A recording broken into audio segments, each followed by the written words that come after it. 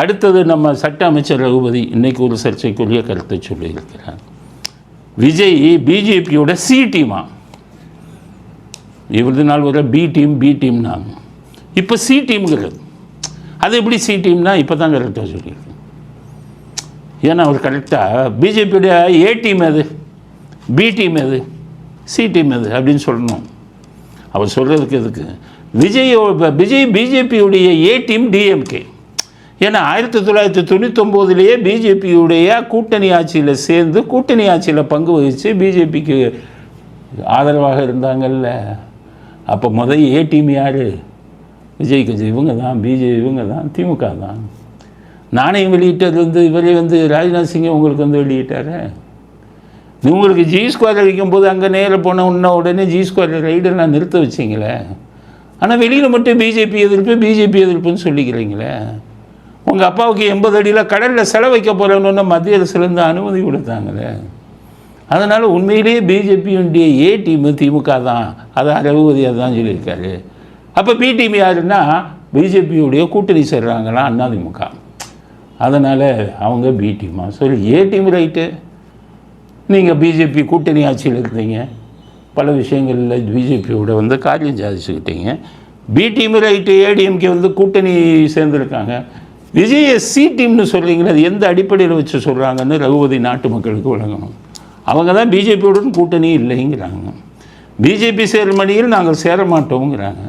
அது எதை வச்சு அவரை போய் சி டீம்ங்கிறீங்க?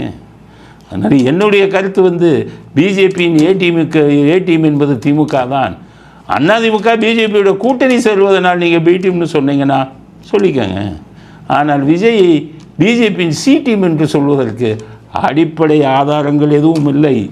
அது உங்களுக்கு இவருடைய சட்ட அமைச்சர் ரகுபதி அவருடைய விவாதம் ஏற்றுக்கொள்ள முடியாத விவாதம் அப்படிங்கிறது நம்முடைய அடுத்த கட்ட கருத்து. சேவா தீர்த் புரியலையா? பிரைம் மினிஸ்டர் ஆஃபீஸ் டெல்லியில் இருக்குது, பிரதமர் அலுவலகம். இப்போ இதுக்கு பேர் மாற்றினாங்க, கவர்னர் மாளிகைக்கு, ராஜ்பவனுக்கு லோக்பவன், மக்கள் இல்லம்னு மாற்றினாங்க. அதே மாதிரி பிரைம் மினிஸ்டர் ஆஃபீஸு பிரதமர் அலுவலகத்தையும் பேர் மாற்றிட்டாங்க. சேவா தீர்த் முதல்ல எப்படி இருந்ததுன்னா ஆங்கிலத்தில் இருந்தது எக்ஸிக்யூட்டிவ் என்க்ளேவ், அதுக்கு பேர் முதல்ல எக்ஸிக்யூட்டிவ் என்க்ளேவ், அதுக்கு பேர் டெல்லியில். அதுதான் தலைமைச் செயலகம் மாதிரி.